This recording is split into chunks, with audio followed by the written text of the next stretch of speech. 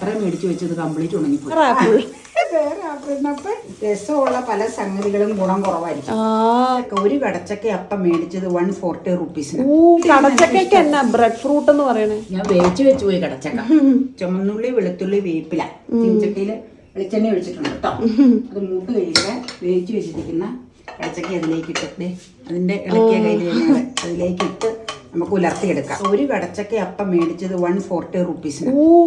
1 കിലോയ്ക്ക് 100 രൂപ എന്നാണ്ട് എന്നോട് വന്ന് പറഞ്ഞു. ഇന്നലെ മേടിച്ച 125 1 കിലോ.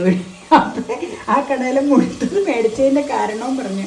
ചെറുതല്ല മേടിച്ചത്. അപ്പോൾ പറഞ്ഞു ചെറുതല്ല അവിടെ ഇരിക്കണ ഇച്ചിരി വാടൽ പോലെ തോന്നിയെന്ന, മൂപ്പ് പാകാല്ലാത്ത പോലെ. വലുതാകുമ്പോൾ നന്നായിട്ട് മൂപ്പായിരുന്നു. ഇന്നലെ കഴിച്ചപ്പോൾ കണ്ടില്ലേ നല്ല ടേസ്റ്റ്.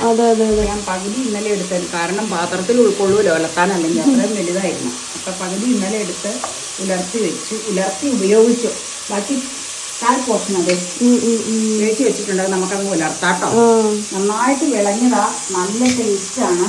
ഒട്ടും കേടുമില്ലായിരുന്നു. ഒരു കഷ്ണം പോലും കേടില്ല. സാധാരണ മേടിക്കുമ്പോൾ ഉള്ളിൽ കേട് വരാറുണ്ട്.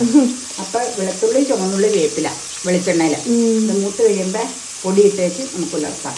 മഞ്ഞപ്പൊടി, ഉപ്പൂട്ട വേവിച്ച് വെച്ചേക്കണം. നമ്മൾ കടപ്പ്ളവ് നട്ടിട്ടൊന്നും ഗുണമായിട്ടില്ല അല്ലേ? നമ്മുടെ പണ്ട് അമ്മച്ചി ഉള്ളപ്പോൾ ഉള്ള കടപ്പ്ളാവ് ഒരുപാട് കടച്ചക്ക ഉണ്ടാവും. ടേസ്റ്റി ആയിരുന്നു. അത് കാലഹരണപ്പെട്ട് പോയി ആ ഒരപ്പരയുടെ പുറകിൽ നിന്ന്. പിന്നെ നമ്മളൊരു ബഡ് കടപ്പ്ളാവ് വെച്ചിട്ട് വേനലിന്റെ തീഷ്ണത വന്നപ്പോൾ കാര്യം വെള്ളമൊക്കെ ഒഴിക്കണമായിരുന്നു.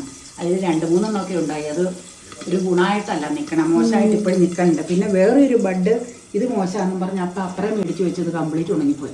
അതെന്നാന്നോ, കംപ്ലീറ്റ് പുല്ലും വയറി അതിൽ കയറി അതിനകത്തേക്ക് കിടന്ന് വെള്ളം ഒഴിക്കാൻ പറ്റാത്തൊരു സിറ്റുവേഷനായി. പുല്ല് കയറി വന്നു കൂടി അതിൽ ഇറങ്ങിപ്പോകാൻ പറ്റാത്ത. അത് കാരണം ഇനിയിപ്പൊ ഈ വർഷക്ക് നമുക്ക് ഹോം ഗ്രൗണ്ട് വരണമെന്ന് മേടിക്കും അല്ലേ?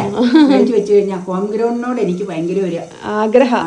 എന്നാന്ന് വെച്ചാലേ അത് പല സംഗതിയും മേടിച്ചിട്ട് ഫലം തന്നു. ആ ഇളന്തപ്പഴം ഒന്ന് ശരിയാക്കാൻ പിന്നെ അവിടെ നിൽക്കണം. ഇളന്തപ്പഴത്തിന്റെ ചൂട് അത് നമുക്ക് പറ്റുമെങ്കിൽ ഇന്നല്ലെങ്കിൽ നാളെ ഒന്ന് ശരിയാക്കി ഇത്തിരി ചാണകപ്പൊടി ഇടാം കേട്ടോ. അത് ഹോം ഗ്രൗണ്ട് അല്ല. അത് ഹോം ഗ്രൗണ്ട് അല്ലെന്ന് എനിക്കറിയാം. കാരണം ഇളന്തപ്പഴത്തിന്റെ ശുശ്രൂഷ യൂട്യൂബിൽ കിടപ്പുണ്ട്. ഞാൻ നോക്കി.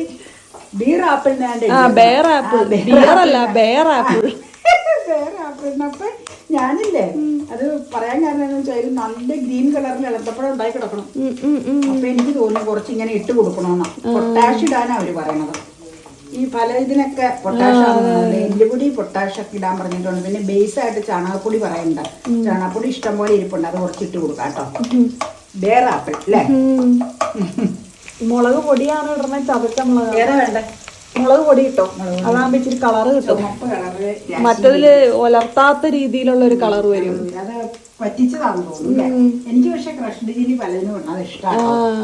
പക്ഷെ ഈ വീഡിയോയില് കാണുമ്പോ ഒരു രസമില്ല. അതാ മറ്റേത് നല്ല ചുമന്നിരിക്കും. രസമുള്ള പല സംഗതികളും ഗുണം കുറവായിരിക്കും. ഇതന്നെ മുടി ഇങ്ങനെയൊക്കെ കിടക്കണേ, കോല് പൊങ്ങിയ പോലെ. ചൂട് കൊണ്ട് പലതും ചെയ്യും. പണ്ട് വല്യപ്പനോട് ചോദിച്ചതാണ് മുകളിലേക്ക് കൊമ്പ് വെച്ചില്ല ചേർന്നപ്പോ. മുകളില് കൊമ്പ് വെച്ച പോലെ ഉണ്ട്. ഇത് വേണേ. മഞ്ഞളിട്ട് പറ്റിച്ചത് കൊണ്ട് നമ്മളിങ്ങനെ മഞ്ഞപ്പൊടി ഉലർത്താൻ നേരത്തെ ചേർക്കണില്ല കേട്ടോ. മഞ്ഞളിട്ട് പറ്റിച്ചത് കൊണ്ടാ മഞ്ഞ നിറത്തിലായിരിക്കണത്. അത് ഈ സമയത്ത് പറ്റിച്ചെങ്കിലും വീണ്ടും മഞ്ഞൾപ്പൊടി ചേർക്കണമെന്നുള്ളവർക്ക് ഈ കൂടെ ആഡ് ചെയ്യാം കേട്ടോ. നമ്മൾ ചെയ്യണില്ല അത്ര. കടത്തൊക്കെ എനിക്ക് വലിയ ഇഷ്ടം. അതെനിക്കറിയാം. മിനിഞ്ഞാന്ന് വൈകിട്ട് കൊണ്ടുവന്നോ. ഇന്നലെ അത് കുറച്ചെടുത്തില്ലെങ്കിൽ ശരിയാവൂലെന്ന് തോന്നി. ഇത്രയും വലുതായതുകൊണ്ട് അതാ ഇന്നലെ ഞാൻ എടുത്ത് ഉലർത്തി വെച്ചത്. ഒരെണ്ണത്തിന്റെ തന്നെ പകുതി മുറിക്കണതല്ലേ? കേട്ടോ അങ്ങനെ.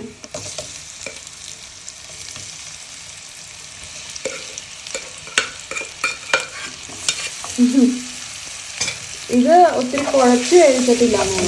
ഇന്നലത്തെ ഇച്ചിരി കുഴഞ്ഞ് കൂടുതലായിട്ട്.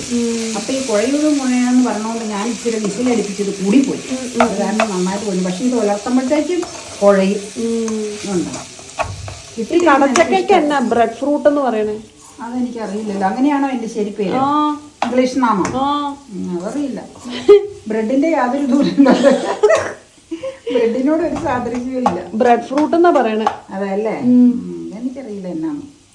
ഇതുകൊണ്ട് കുറെ വിഭവങ്ങളൊക്കെ ഉണ്ടാക്കും. കടച്ചക്ക വറുത്തരാൻ നമ്മൾ വറുത്തിട്ടുണ്ടല്ലോ കടച്ചക്ക ചിപ്സ്. അതെ മമ്മി സ്ഥലം ഉണ്ടാകുന്ന കടച്ചക്ക ചിപ്സ്. ആണോ? അവിടെ കടപ്പ്ളാവ് ഉണ്ടല്ലോ.